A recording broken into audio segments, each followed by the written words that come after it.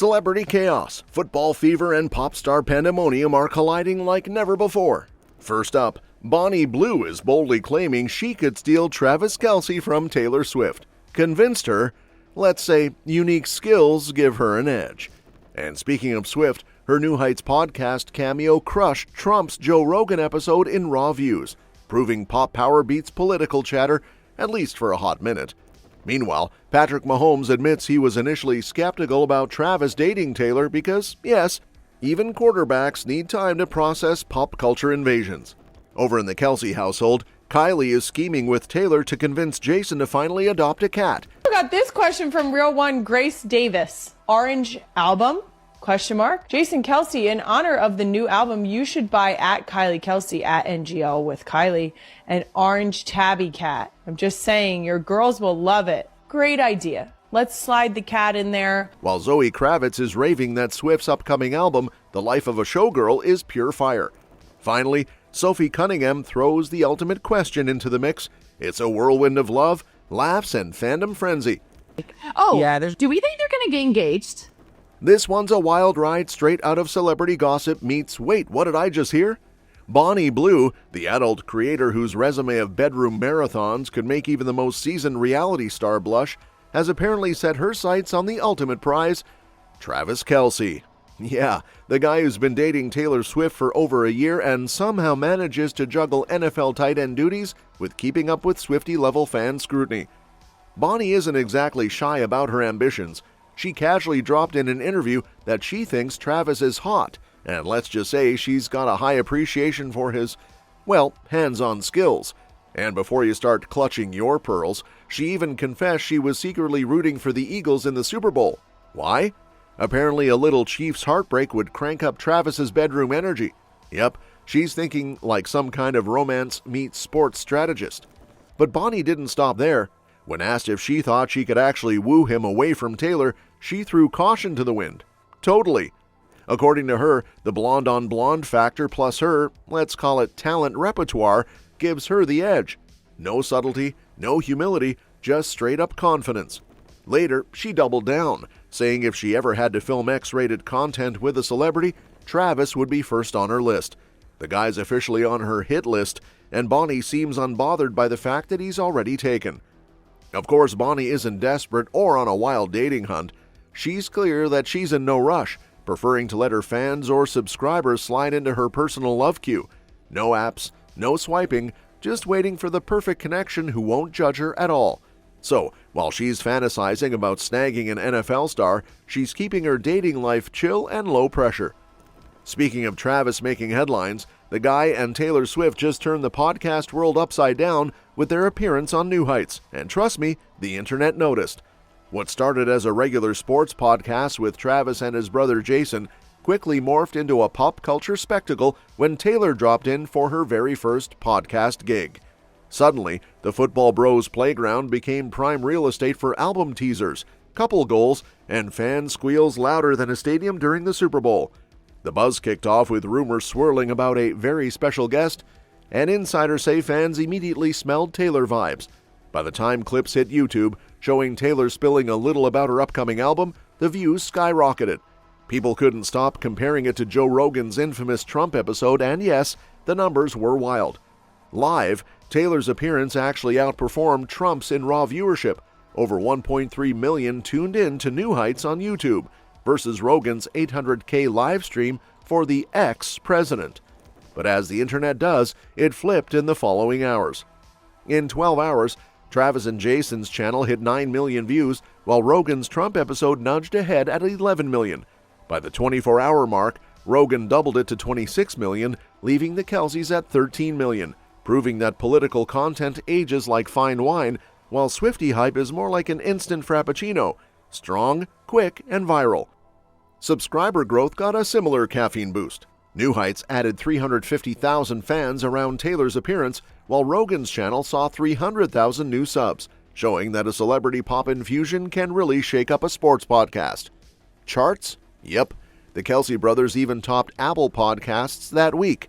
Insider whispers say their recent $100 million Wondery deal might have given them extra juice too, though Rogan's empire still dwarfs them, with a reported $250 million valuation. During the episode, Taylor shared sneak peeks about her album The Life of a Showgirl, and both she and Travis melted hearts with stories about how they met and her journey to reclaim her masters. Speaking of Travis and Taylor shaking up the spotlight, their off-field drama didn't stop at podcasts. Turns out the NFL locker room had its own "wait, is this real life" moment when Taylor showed up at her first Chiefs game, and ESPN's new documentary The Kingdom captured every priceless reaction. Back in September 2023, during the Chiefs vs. Bears matchup, the stadium got a double dose of chaos, football action on the field and Swiftie-level excitement in the stands. Insiders say Travis's teammates were losing it. Chris Jones practically had to pinch himself, muttering that the pop superstar was actually there, sitting right next to Travis's mom. Patrick Mahomes, ever the quarterback with a plan, got a heads up before the rest of the locker room and admitted he had to see it with his own eyes to believe it. Sideline footage shows him giving Travis the side eye like, "Yep, that's the one I noticed first, buddy," while everyone else tried to process the surreal sight of the singer literally in their stadium bubble. Fans gravitated toward her like she was the main event because, well, she kinda was, and the whole vibe was a mix of awe, disbelief, and total chaos. Meanwhile, Swift didn't just sit pretty. She mingled with the Kelce matriarchs, blending effortlessly into the Chiefs' inner circle. Mahomes' wife, Brittany, doubled as a calming presence, helping Taylor navigate the whirlwind of touchdown celebrations, confetti, and screaming fans. Taylor leaned on Brittany and Travis's mom, calling them her two pillars of support, proving that behind every pop culture shockwave, there's a little squad keeping you grounded. Even the coaching staff got in on the gossip. Andy Reid claimed he'd already met Taylor and basically played matchmaker before anyone else caught on. Apparently her dad, being a diehard Eagles fan, led to some accidental meet-cute moments, and by the time Swift sat down in the box, the whole league knew things were heating up.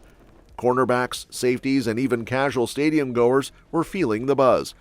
The drama didn't just stop at locker rooms and podcast views. Now it's creeping into family pet politics, because Kylie Kelce has officially enlisted Taylor Swift as her secret weapon in the great cat coup of the Kelce household.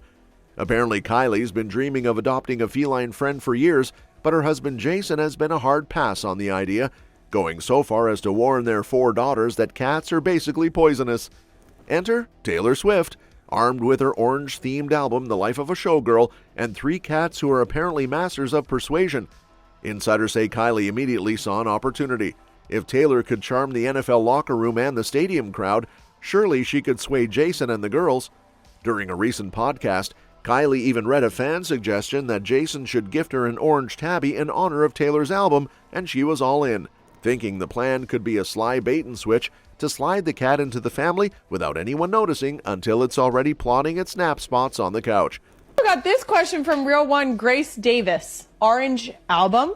Jason Kelce, in honor of the new album, you should buy at Kylie Kelce at NGL with Kylie an orange tabby cat. I'm just saying, your girls will love it. Great idea. Let's slide the cat in there. We'll bait and switch Jason. We'll show him like, oh my gosh, whoa, you guys are breaking the internet with your podcast.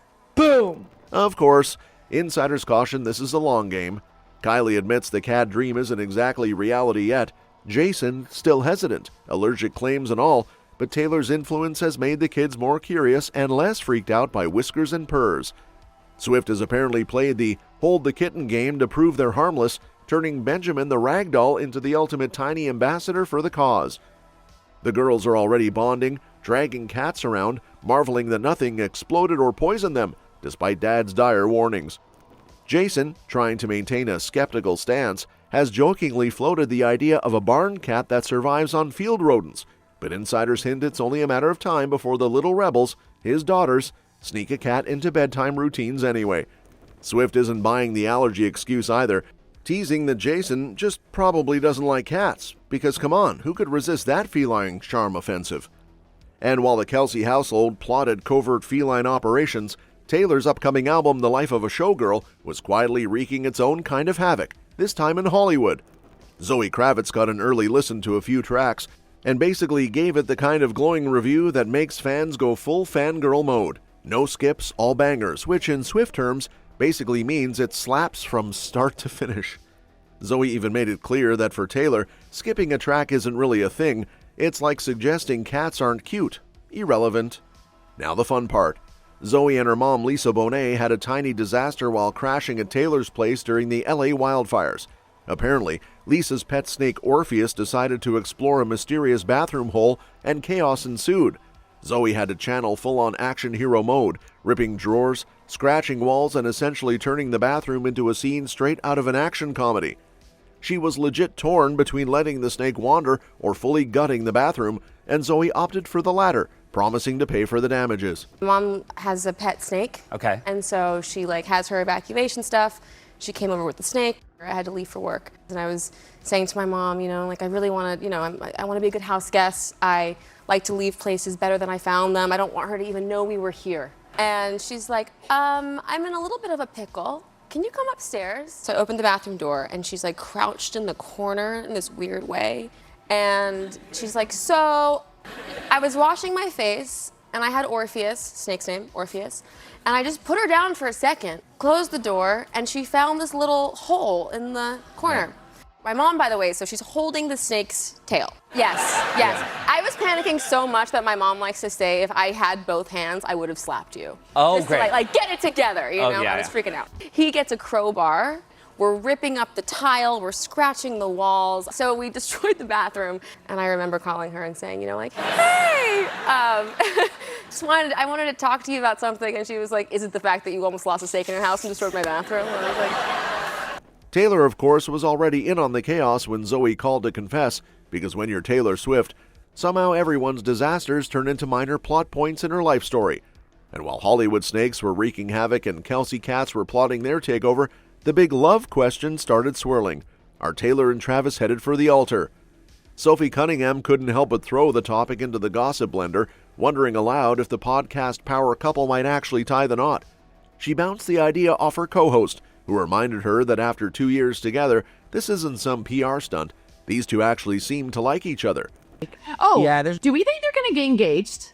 We're past the window where you could be like, oh, it's a PR stunt. I definitely don't think it's that. I think they actually really like each other. Fans, of course, have been riding the engagement rumor roller coaster, and Taylor and Travis are fed up with the constant chatter.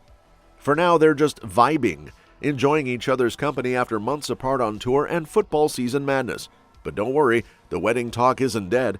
Once Travis hangs up his cleats for the season, the engagement convo will officially hit the Kelce Swift docket, and everyone close to them is reportedly ready and excited to say yes when the question finally comes. That's all for this video, folks. We'll see you next time.